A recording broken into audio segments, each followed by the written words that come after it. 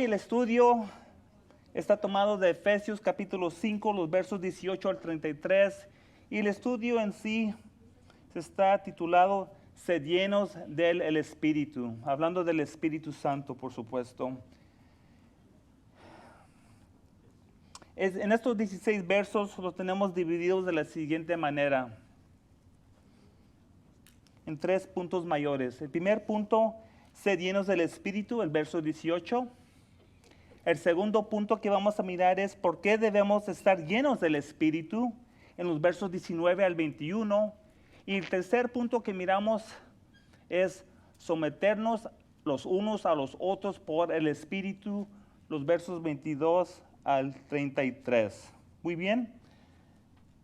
Si tienen sus Biblias, por favor de abrir su Biblia a Efesios capítulo 5, comenzando en el verso 18 al 33 voy a leer. Y después vamos a tomar estos 16 versos, un verso a la vez. Ojalá que ya para las 4 de la tarde podamos salir de acá. O por lo menos a las 3:50. Amén. ¿Lo tienen? Efesios capítulo 5, comenzando en el verso 18 al 33 voy a leer y después vamos a iniciar aquí la palabra de Dios. Así dice la palabra de Dios. No os embriaguéis con vino, en lo cual hay disolución, antes bien sed llenos del Espíritu, hablando entre vosotros con salmos, con himnos y cánticos espirituales, cantando y alabando al Señor en vuestros corazones, dando siempre gracias por todo al Padre, al Dios y Padre, en el nombre de nuestro Señor Jesucristo. Someteos unos a otros en el temor de Dios. Las casadas estén sujetas a sus propios maridos, como al Señor, porque el marido es cabeza de la mujer, así como Cristo es cabeza de la iglesia, la cual es su cuerpo, y Él es su Salvador. Así que, como la iglesia está sujeta a Cristo, así también las casadas lo estén a sus maridos en todo. Maridos, amad a vuestras mujeres, así como Cristo amó a la iglesia y se entregó a sí mismo por ella, para santificarla, habiéndola purificado en el lavamiento del agua por la palabra. Verso 27. A fin de presentársela a sí mismo una iglesia gloriosa, que no tuviese mancha ni arruga ni cosa semejante, sino que fuese santa y sin mancha. Así también los maridos deben amar a sus mujeres como a sus mismos cuerpos. El que ama a su mujer, a sí mismo se ama. Porque nadie aborreció jamás a su propia carne, sino que la sustenta y la cuida, como también Cristo a la iglesia, porque somos miembros de su cuerpo, de su carne y de sus huesos. Por esto dejará el hombre a su padre y a su madre, y se unirá a su mujer, y los dos serán una sola carne. Grande es este misterio, mas yo digo esto respecto de Cristo y de la iglesia. Por lo demás, cada uno de vosotros ame también a su mujer como a sí mismo, y a la mujer respete a su marido. Amén. Amén. Muy bien. La primera sección que vamos a mirar es Sed llenos del Espíritu. Es el mismo título también de hoy del mensaje, pero el primer punto es Sed llenos del Espíritu, y eso es en el verso 18. Mira lo que dice el verso 18. Dice claramente: no os embriaguéis con vino, en lo cual hay disolución, antes bien sed llenos del Espíritu. Aquí Pablo claramente miramos que nos da un mando, no nos da una sugerencia, no nos da una opinión o si nos ganas de hacerlo. Es simplemente un mando que Pablo nos da. Y ese mando viene por Pablo por medio de Dios, ¿no?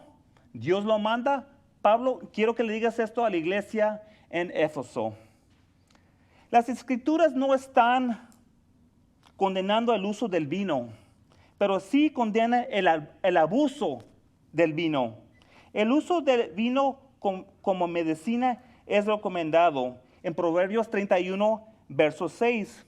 También en 1 de Timoteo 5:23.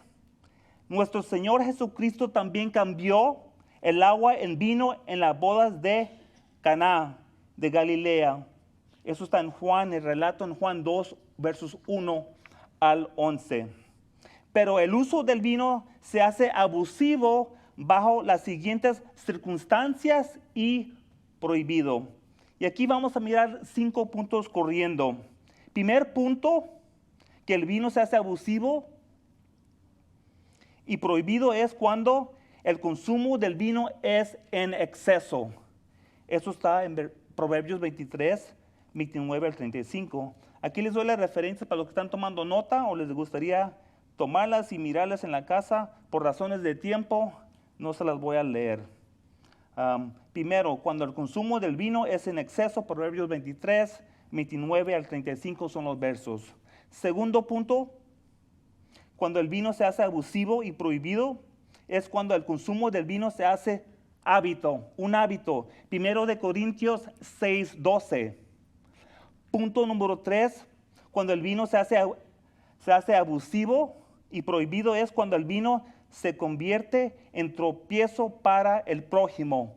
Romanos 14, 3 y también 1 de Corintios capítulo 8, verso 9. Más déjame hablar un poquito de este verso, muy importante.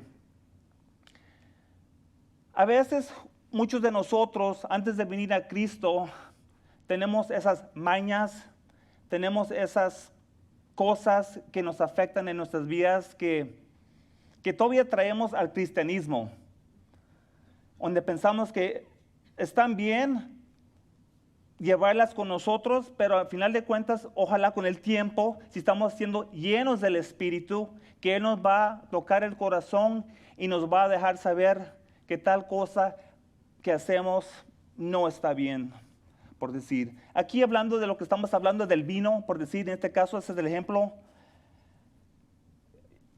Yo sugiero esto, si usted es cristiano y quieres tomar, no lo haga en público, no lo haga en tu casa, adentro de tu casa, si es con tu pareja, y mucho más si tienes tus hijos.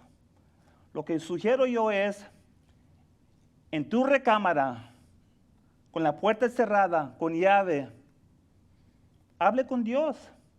Primeramente, hable con Dios, preguntarle a Dios si esto es algo que me edifica a mí, si es algo que te trae gloria a ti, a Él primeramente. Porque Pablo dice que todo es lícito, pero no todo edifica. Y creo que es un punto muy delicado, porque muchos dirían, no, pero yo soy libre en Cristo. Sí, y es algo que voy a ahorita tocar. Somos libres en Cristo, sí, y por su gracia tenemos salvación, pero tenemos una gran responsabilidad que viene con la libertad que tenemos en Cristo. Porque yo no sé si el prójimo ha tenido un problema con el alcohol. Yo no sé si ese hermano que a quien le estoy yo hablando de Dios, para que ojalá lo recibe como Señor y Salvador a su Hijo Cristo, tiene un problema con el alcohol. ¿Y por qué voy a ser yo una piedra de tropiezo a ese hermano si lo invito a comer conmigo y me tomo una cerveza, por decir, o un vaso de vino? Para mí yo diría, por decir, la persona piensa, no, está bien, yo puedo hacerlo porque tengo libertad en Cristo, pero no, eso no es el propósito. El punto es que usted necesita que mirar que tu conducta no va a afectar al prójimo. Mejor sería que no lo hagamos. Mejor pide una vida, agua nomás si es necesario. Lléveselo al Señor. O si ves tú la necesidad, hazlo en tu recámara, a solas. No enfrente de tus hijos, no enfrente de alguien posiblemente que invitaste a cenar. Porque no sabemos en qué condición están ellos. y no queremos hacer esas piedras de tropiezo, pero queremos hacer ese escalón para que sube esa persona o que para esa persona puede recibir Cristo como Señor y Salvador. Amén. Con la libertad que tenemos en Cristo viene una gran responsabilidad de nuestra parte. Podemos ser piedra de tropiezo o un escalón para que sube el prójimo. Nuestra conducta puede afectar a otros para lo peor o lo mejor. Lo podemos distanciar de las cosas de Dios o lo podemos atraerlo a Cristo, a los pies de Cristo. Cuarto punto, ¿por qué el vino se hace abusivo y prohibido? Cuando el vino mancha el testimonio de un cristiano y por lo tanto no trae gloria a Dios. Creo que el 3 y el 4 van juntitos. 1 de Corintios 10:31. Y el cuarto punto, ¿por qué el vino se hace abusivo y prohibido? Es cuando hay duda en la mente de un cristiano. Romanos 14:23. Estás luchando. ¿Tomo? ¿No tomo? Yo sé que estoy al punto de posiblemente hacerse un hábito en mi vida. Hey, lléveselo al Señor en oración. Él te va a dirigir. Ojalá el Espíritu, y estoy más que seguro que el Espíritu Santo te va a traer convicción al corazón y te va a decir, ¿sabes qué? Tú ya no necesitas eso en tu vida. Sed mejor lleno del Espíritu. Es lo que dice ahí en el verso 18 de Efesios capítulo 5. No os embriaguéis con vino, pero sed llenos del Espíritu. La recomendación alternativa que Pablo le da a la iglesia en Éfeso es sed llenos del Espíritu. Esa es la alternativa. Cuando comparamos las dos opciones de estar embriagados con vino o ser llenos del Espíritu, vamos a ver por qué es mejor ser llenos del Espíritu. Y aquí nomás les doy 3 puntos. Primer punto, bajo de cualquier de las dos condiciones, la persona está bajo el poder y control que está en él. En un caso es el poder de la intoxicación, del vino. Y en otro caso es el poder del Espíritu Santo, que hace morada en nosotros. Punto número 2. En el caso de embriaguez, hay disolución, corrupción y libertinaje. Disolución se refiere a una conducta libertina o infame y se usa la mayoría de las veces con referencia a la conducta sexual ilícita. Si estás lleno del Espíritu, el Espíritu nunca va a producir este tipo de conducta o comportamiento en ninguno de nosotros. Tercer punto. En el caso de embriaguez, hay pérdida de control propio. Pero una de las personificaciones del fruto del Espíritu es la templanza. Lo acabamos de leer ahí en Gálatas, capítulo 5, 23. Sabemos que no hay nada bueno cuando estamos embriagados con vino, con cualquier otra cosa que nos va a causar que vamos a perder nuestra mente, por decirlo. No vamos a estar bien concentrados en lo que estamos haciendo. Por esa razón aquí Pablo le dice a la iglesia, sed llenos mejor del Espíritu. Aquí en Efesios 5:18, el creyente está ordenado a ser continuamente lleno del Espíritu. No es una sola ocurrencia de ser lleno del Espíritu y se acabó. No, necesitamos pedir continuamente más del Espíritu Santo en nuestras vidas diarias, en nuestras vidas cotidianas. Por esa razón, ser lleno del Espíritu es diferente a otras funciones de su ministerio, hablando del Espíritu Santo. Hay 4 funciones de su ministerio que me gustaría compartir con ustedes. Función número 1 es el bautismo del Espíritu Santo. Esta obra del Espíritu es cuando el creyente se hace parte del cuerpo de Cristo. lo recibes como Señor y Salvador, ¿no? Ahí está en Juan 1:12. La referencia primero de Corintios 12:13. En la primera referencia, hermanos, refugio, dice, porque por un solo espíritu fuimos todos bautizados en un cuerpo, sean judíos o griegos, sean esclavos o libres, y a todos se nos dio a beber de un mismo espíritu. Función número 2 del ministerio del Espíritu Santo, la morada del Espíritu Santo. En este ministerio, el Consolador, que es otro nombre para el Espíritu Santo, hace su morada en nosotros, los creyentes, ya que somos templos del Espíritu, y nos empodera para una vida de santidad, servicio y adoración. Eso está en Juan 14:6. Y yo rogaré al Padre, y os dará otro Consolador, para que esté con vosotros para siempre. La tercera función del Espíritu Santo, la unción del Espíritu Santo. El Espíritu mismo es el quien nos enseña las cosas de Dios. Primero de Juan 2:27. Pero la unción de vosotros recibisteis de Él, permanece en vosotros, y no tenéis necesidad de que nadie os enseñe, así como la unción misma os enseñará todas las cosas, y es verdadera y no es mentira. Según ella os ha enseñado, permaneced en Él. Y la cuarta función del Espíritu Santo es el sello y herencia del Espíritu Santo. Hemos mirado el Espíritu Santo como las arras de nuestra herencia para los santos y el sello de su garantía como posesión adquirida. Efesios 1:13-14 dice, en Él también vosotros, habiendo oído la palabra de verdad, el evangelio de vuestra salvación, y habiendo creído en Él, fuisteis sellados con el Espíritu Santo de la promesa, que es las arras de nuestra herencia, hasta la redención de la posesión adquirida para alabanza de su gloria. Amén. Amén.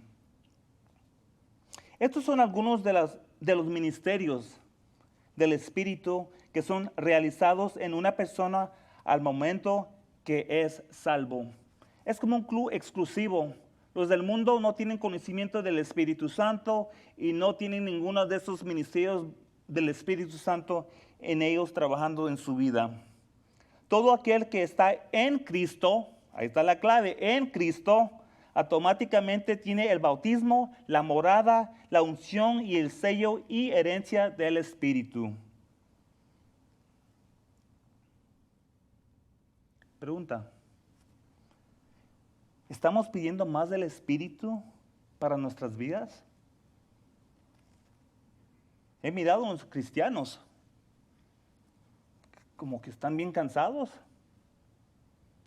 Porque siempre, y yo entiendo, hay problemas en la vida, como cansados, desanimados. Pero la cosa es que necesitamos que caminar en victoria, porque la victoria ya está ganada por nosotros.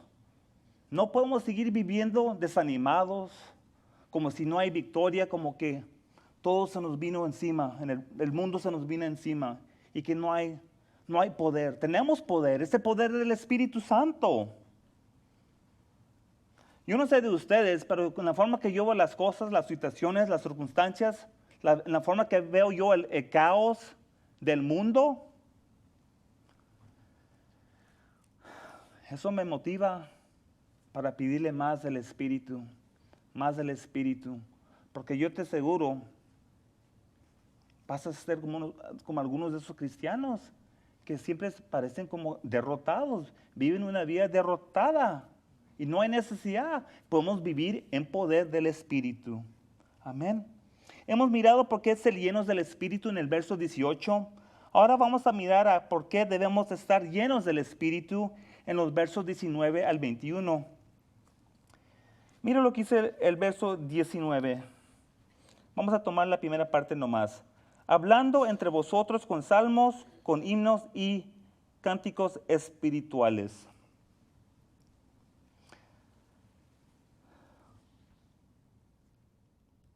La divina llenura del Espíritu nos va a causar a hablar sobre las cosas de Dios. Y nos agrada el corazón para compartir las cosas de Dios con otros, ¿no? Entre más lo que tú le estás llenando a tu espíritu, por decir, es lo que va a salir de tu boca, ¿no? Como dicen, basura para adentro, basura va a salir de tu boca. No, eso no queremos. Pero si nos estamos alimentando a través de la palabra, con himnos, cánticos, alabanzas, con las cosas de Dios, se te va a presentar una oportunidad cuando vas a compartir con alguien y les vas a decir de las cosas de Dios. No les vas a decir ahí las cosas del mundo, como que no va. Es como el agua y el aceite, no va. La luz y la oscuridad, el blanco y el negro, no va. ¿No te ha pasado a veces cuando o te has encontrado con una persona, por decir un ejemplo, les doy en la calle, alguien que no conoces y que comienzan a hablar ustedes, al momento te das cuenta qué tipo de persona es, ¿no? Con la forma de hablar. Algunas personas me ha tocado que cada otra palabra es pura basura. Parece que tiene la boca como de excusado. Es algo horrible, es algo horrible. Y te das cuenta que esa persona no tiene el poder del Espíritu Santo, no está siendo lleno del Espíritu Santo.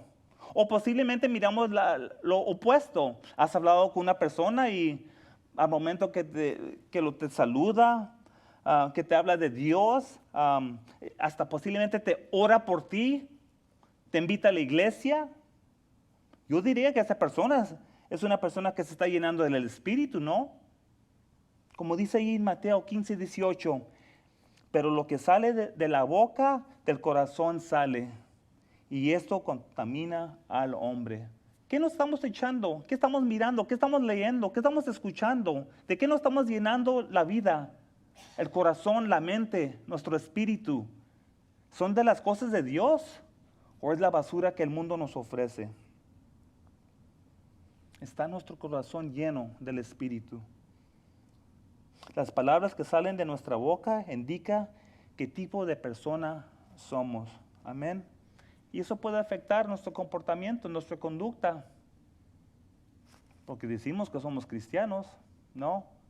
Si decimos que somos cristianos y vinimos aquí cada domingo, cada miércoles, ¿por qué no actuar como cristianos? ¿Por qué no actuar como si tuviéramos el Espíritu Santo morando en nosotros, ya que somos templos del Espíritu Santo? Saque toda esa basura para afuera, eso estorbo, esa cosa que no te conviene a ti. Y llénete más de las cosas de Dios, que te dé ese poder del Espíritu Santo. Razón número 2. ¿Por qué debemos estar llenos del Espíritu? Ahí está, al final del verso 19, que dice: cantando y alabando al Señor en vuestros corazones. La vida llena del Espíritu es una vida llena de gozo. Hechos 13:52, y los discípulos estaban llenos de gozo y del Espíritu Santo. Pregunta, ¿qué es gozo? ¿Gozo? Porque a veces usamos la palabra gozo y felicidad, pero sí hay una diferencia. Gozo es cuando estamos confiados en Dios, no importa qué tempestad estoy pasando en mi vida. Las circunstancias, las situaciones. Y yo te entiendo, la vida es difícil y hay cosas que a veces nos llegan y, wow, no esperaba yo esto. La felicidad es temporal y depende de mi inmediata situación. Me gané la lotería, 20 millones, ¡yay!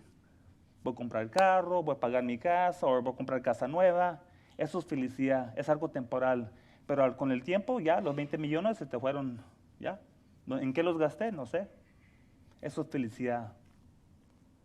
El gozo del Señor es nuestra fuerza y permanece para siempre. Es lo que nos dice el salmista ahí en Salmo 28, verso 7.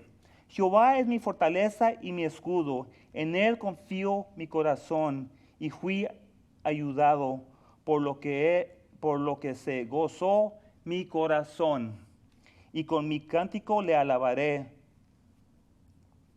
Razón número 3, porque debemos estar llenos del Espíritu, dando siempre gracias por todo al Dios y Padre en el nombre de nuestro Señor Jesucristo. Eso está ahí en el verso 20. En el verso 20 nos dice claramente, donde está reinando el Espíritu, hay gratitud hacia Dios. Habrá un sentimiento profundo de agradecimiento y una expresión espontánea.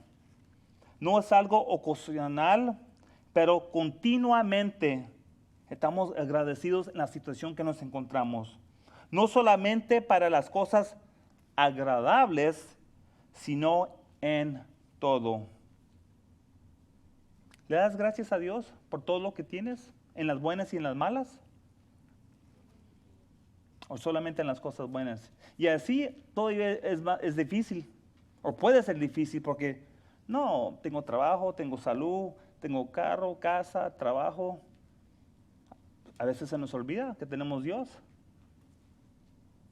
Pero al momento que nos pasa una crisis o estamos pasando por una situación, nos podemos orar, que está bien, pero debemos constantemente estar orando, orar sin cesar para otros, por supuesto, para nosotros mismos, para nuestras familias, las necesidades aquí del pueblo, pero en todo, en las buenas y en las malas.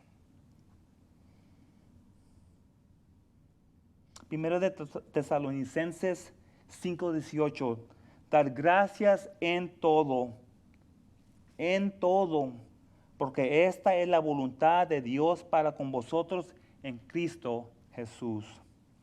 Razón número 4, ¿por qué debemos estar llenos del Espíritu? Ahí lo miramos en el verso 21. El verso 21 nos dice, someteos unos a otros en el temor de Dios.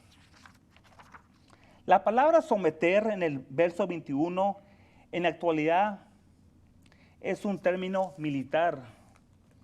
Es la palabra upotazo en el griego y significa estar bajo sumisión, como en posición o rango. Si consideramos, ¿quién está sobre nosotros? Es Jesucristo, nadie más que Cristo Jesús, ¿no?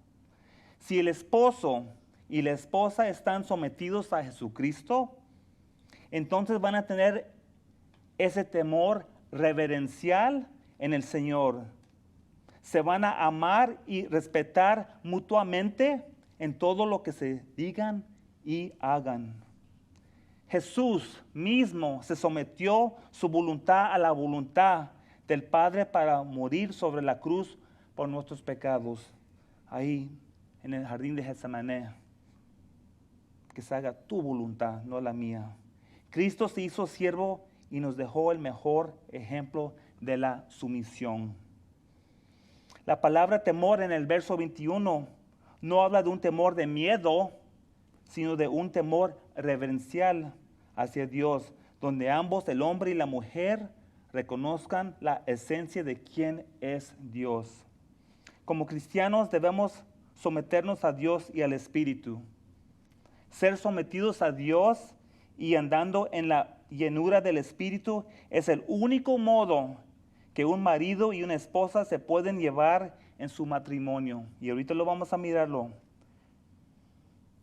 Es el único modo que podemos ser padres piadosos a nuestros hijos, sometiéndonos a Cristo, sometiéndonos al Espíritu, sometiéndonos los unos a los otros. Cuando estamos caminando en el Espíritu y en sumisión total a Dios, vamos a tener una relación matrimonial no perfecta, porque no existe perfecta. ¿Por qué? Porque hay dos imperfectos casados. Pero cimentada sobre la roca Jesucristo, para cuando vengan los desacuerdos, dificultades, diferencias, disgustos, desgracias, etc. Sabemos que a quién ocurrir. Jesús, la roca. Hemos mirado por qué debemos estar llenos del Espíritu en los versos 19 al 21. Ahora vamos a mirar, someternos los unos a los otros en el Espíritu en los versos 22 al 33.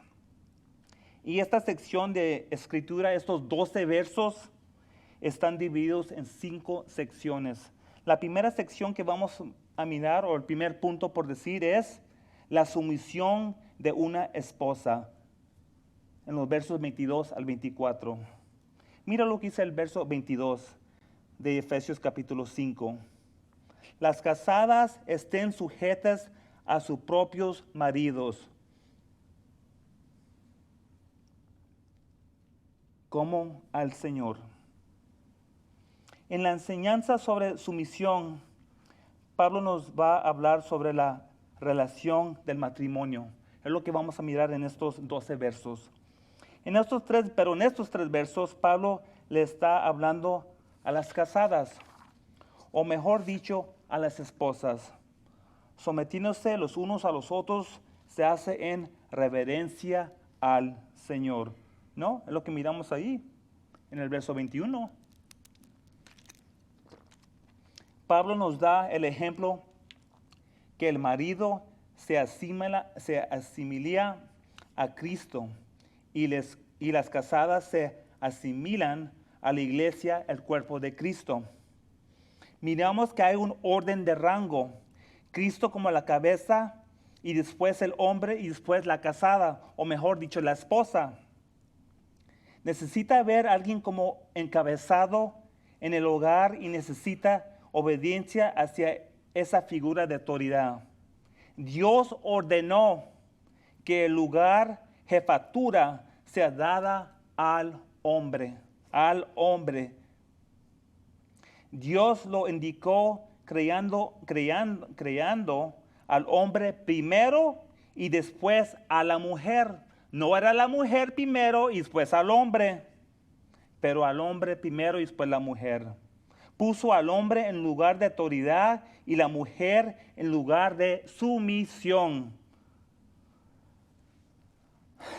Pero hermano Luis, tú no entiendes a este hombre con quien estoy casado. Hasta mi esposo ya le dice hombre. Le pagan cada jueves. Ya para el domingo no hay cheque. Se va con sus amigos, se va para el casino, se pone a jugar las cartas.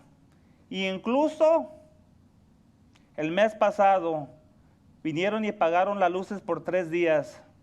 Fue y le pidió prestado a su hermano. Tú no entiendes, hermano, con quién estoy yo viviendo. ¿Estás tú orando por él? ¿Por ti? Para que Dios te cambie tu corazón y que te sometes a él. Aunque yo entiendo lo que él está haciendo está mal. No está correcto. Pero es lo que dice la palabra de Dios. Esposas, sométense a sus esposos. Es un mandato que Dios nos da claramente. No es un punto que podemos debatir y que, bueno, posiblemente cuando me da ganas o cuando las cosas me van bien. En todo momento, las esposas sean sujetas a sus esposos. Dios los puso allí. No son perfectos, oren por ellos. La sumisión nunca indica inferioridad. La mujer es la ayuda idónea para el hombre. El término ayuda idónea se refiere a que la esposa como una compañera ideal para el hombre, una ayuda y un apoyo necesario. En el sentir, eso es lo más básico. En Génesis 2:18 dice aquí, y dijo Jehová Dios, no es bueno que el hombre esté solo, le haré ayuda idónea para él. ¿Y por qué? Porque Adán no se pudo relacionar mentalmente con los animales. Él necesitaba a alguien comparable a él. Y Dios dijo, no te apures, Adán, te voy a traer una mujer. Te voy a traer a Eva. Te voy a traer a tu ayuda idónea. Las casadas están sujetas a sus propios maridos como al Señor. Cuando la esposa se está sometiendo a la autoridad de su esposo, la esposa se está sometiendo a la autoridad de Dios Padre. La razón por la cual se somete la esposa a su esposo es porque el esposo es la cabeza, simplemente ahí lo dice en la palabra. Él ocupa la misma relación hacia ella como Cristo ocupa la posición como cabeza de la iglesia. Aquí en el verso 23, la palabra Salvador al final del verso 23 significa preservar, preservar. De la manera que Cristo es el Salvador y preserva a la iglesia, también el esposo tiene la responsabilidad de preservar a su esposa en amor, proveyendo, protegiendo y cuidando de ella. ¿Por qué? Simplemente porque es lo correcto y es lo que ordenó Dios. Mira lo que dice la referencia ahí en 1 de Pedro 3:7. 1 de Pedro 3:7 dice: vosotros, marido, igualmente vivid con ellas sabiamente, hablando de las esposas, dando honor a la mujer como a vaso más frágil y como a coherederas de la gracia de la vida, para que vuestras oraciones no tengan estorbo. Amén. Verso 24. Ahí vamos. Verso 24 dice así: así que, como la iglesia está sujeta a Cristo, así también las casadas lo estén a sus maridos en algunas cosas. No.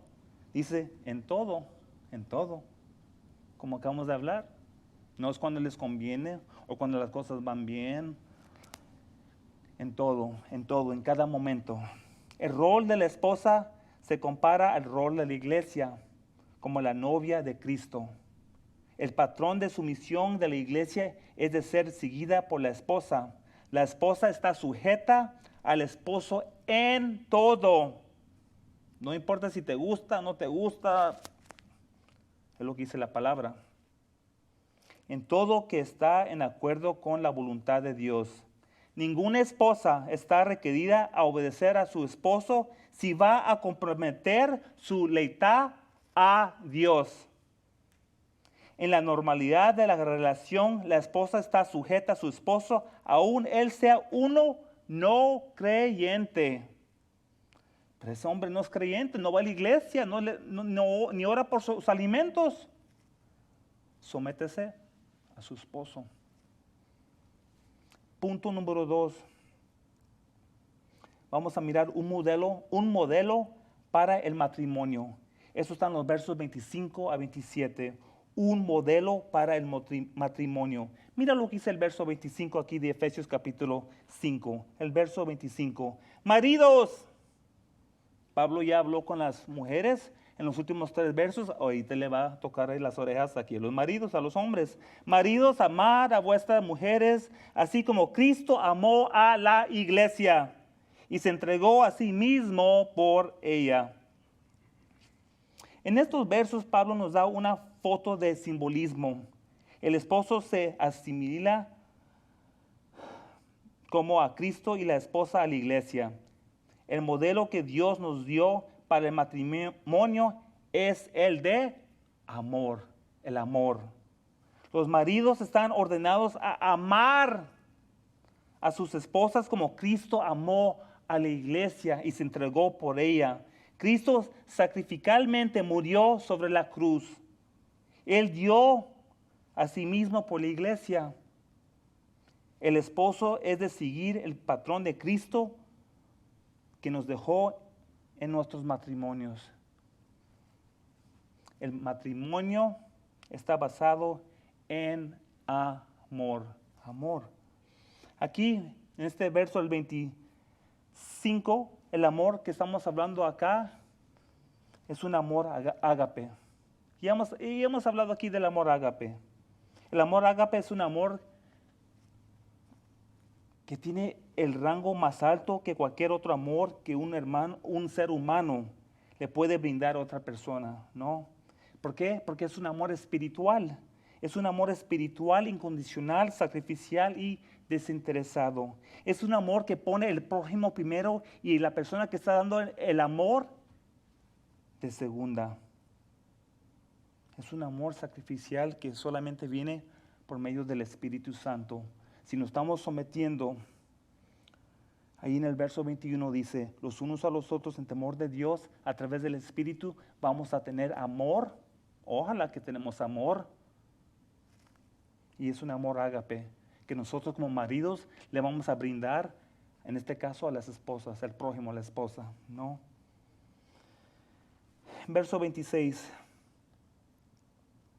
Para santificarla, habiéndola purificado en el lavamiento del agua por la palabra. La palabra santificar significa ser apartado. ¿Pero para quién? Nadie más que Dios, ¿no? Hablando posicionalmente, la iglesia ya ha sido santificada por la muerte, sepultura y resurrección de Jesucristo.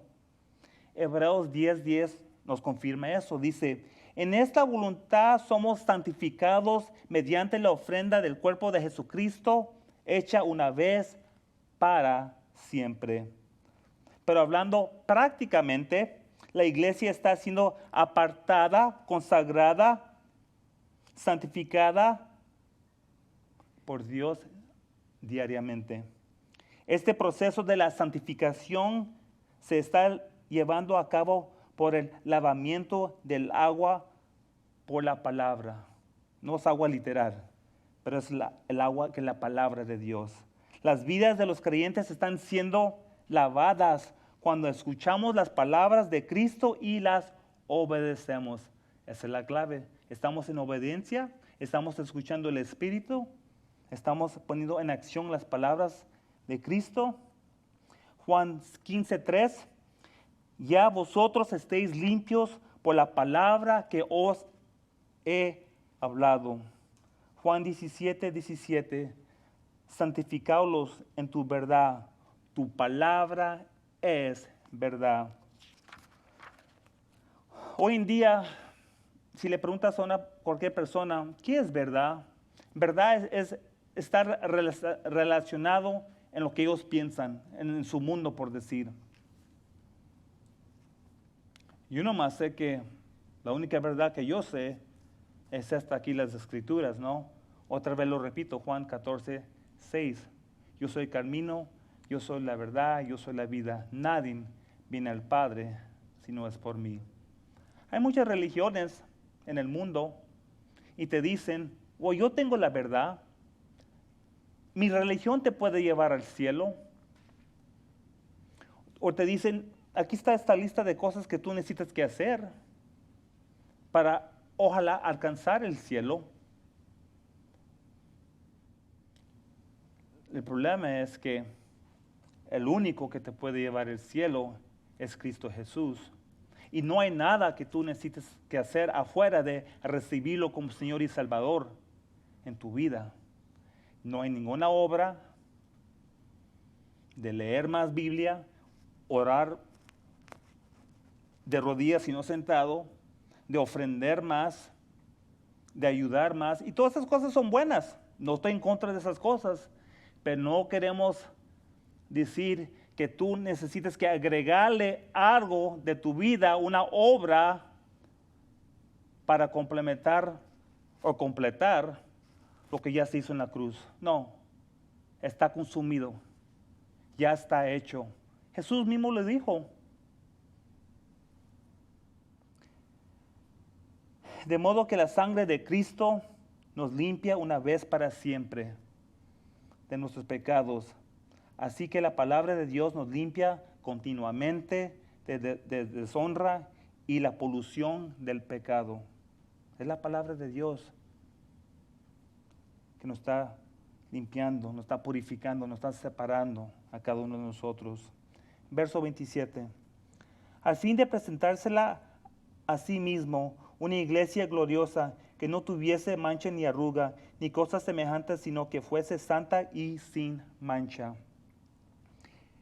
En el pasado el amor de Cristo fue manifestado en nuestra redención. En el presente se ve en nuestra santificación, pero en el futuro sería manifestado en nuestra glorificación, ¿no?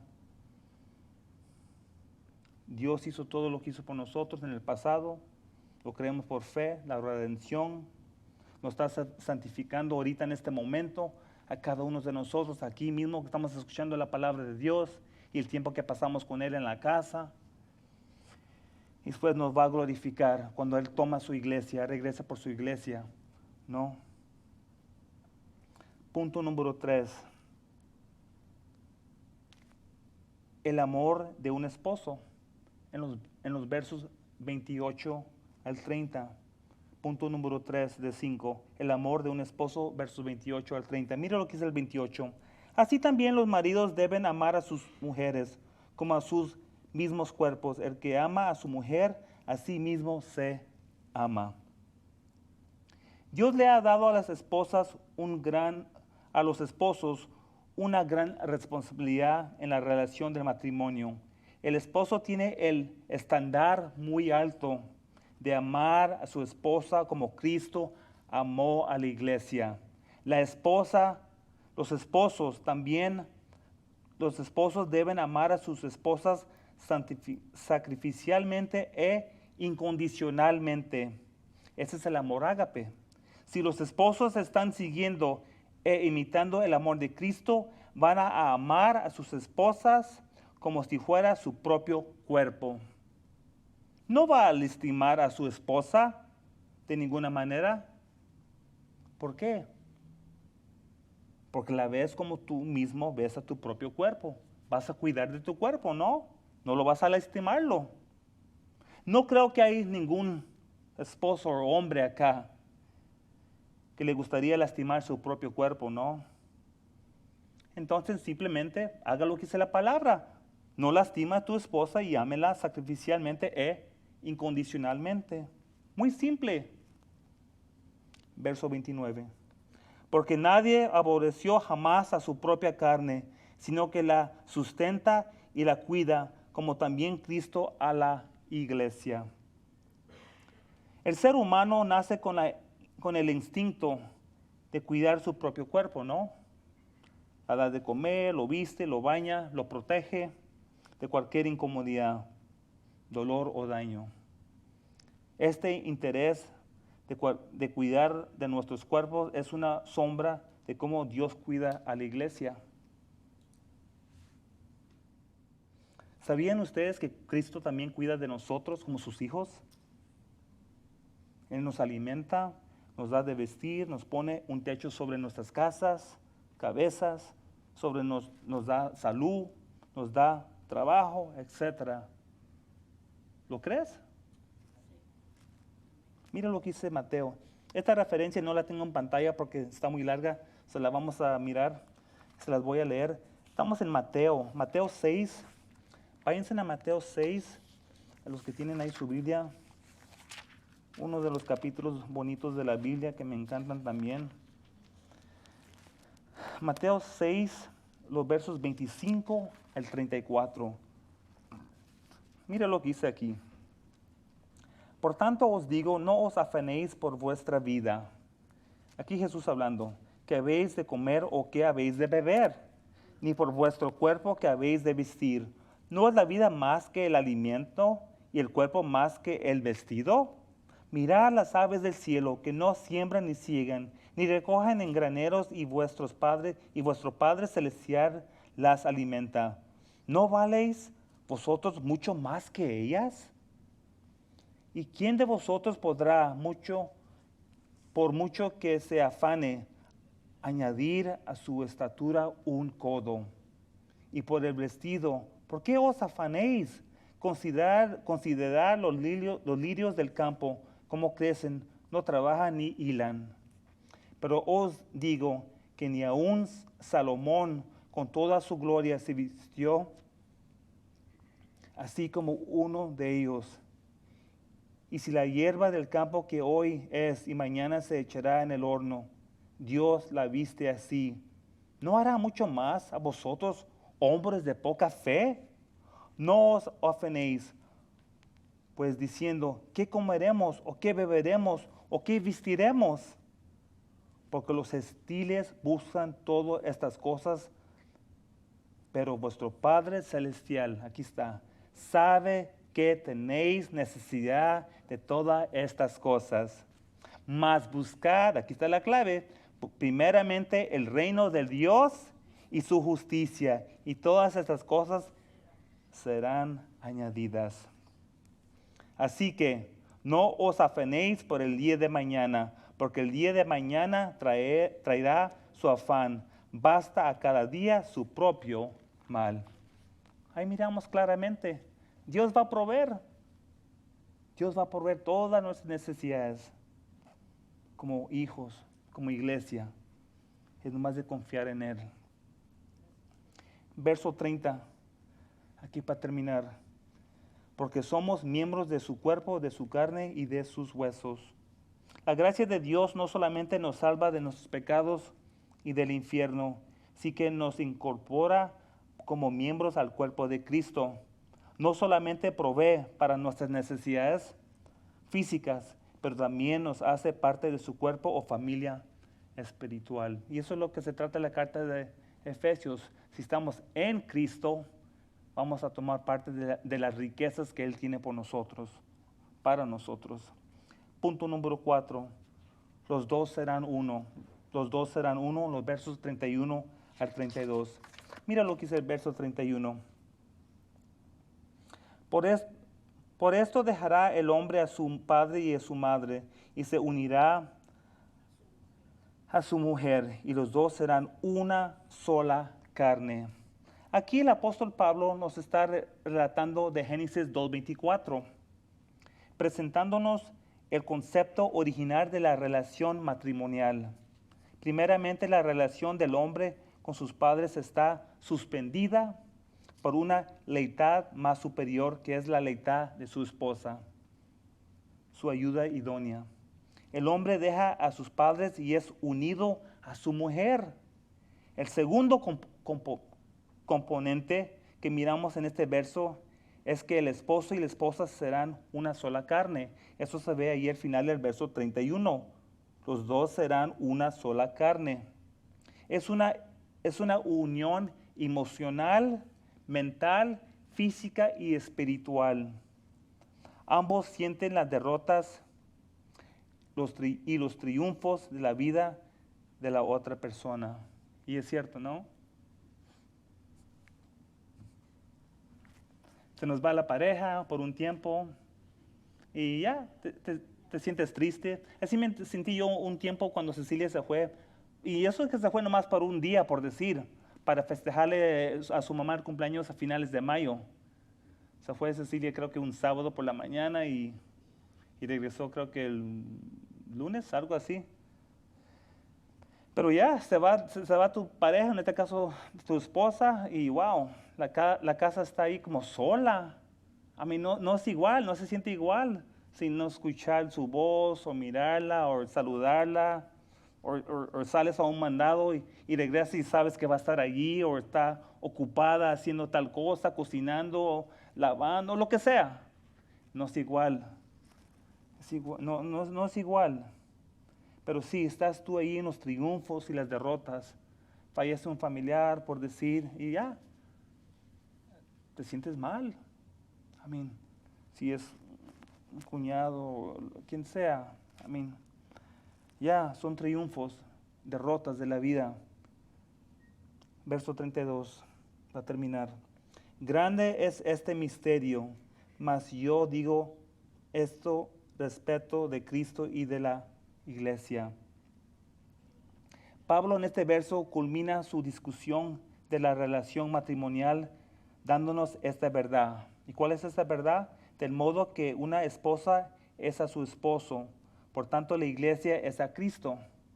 La relación matrimonial se encuentra en el antitipo perfecto de Cristo y su iglesia. Punto número 5 para finalizar. Aquí Pablo nos da una amonestación final en el verso 33 de Efesios capítulo 5. Una amonestación final. Mira lo que dice el 33. Por lo demás, cada uno de vosotros ame también a su mujer como a sí mismo, y la mujer respete a su marido. Pablo aquí nos da un resumen de lo que le ha estado hablándole a los esposos y esposas. A los esposos, ame a sus esposas como a sí mismo. A la mujer, a la esposa, respete a su marido en todo. Estos dos mandos que Pablo nos da son de hacerse constantemente. No solamente varias veces o cuando se nos antoja, pero continuamente hasta la muerte nos ha separado como esposos y esposas. No hay ningún matrimonio perfecto. Sí, va a haber diferencias, desacuerdos de opinión, ¿no? Y simplemente porque Dios nos hizo diferente al hombre y la mujer.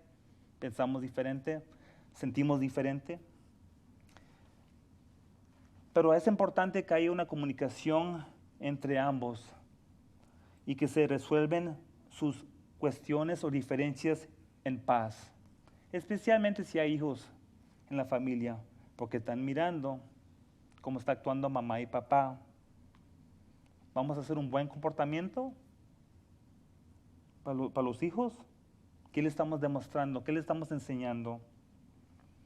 Un buen matrimonio se puede disfrutar cuando el matrimonio decide obedecer el mando de Dios. ¿Y cuál es ese mando? Ahí lo miramos. En el verso 21 de Efesios capítulo 5, someteos unos a otros en el temor de Dios. Ese es el mando.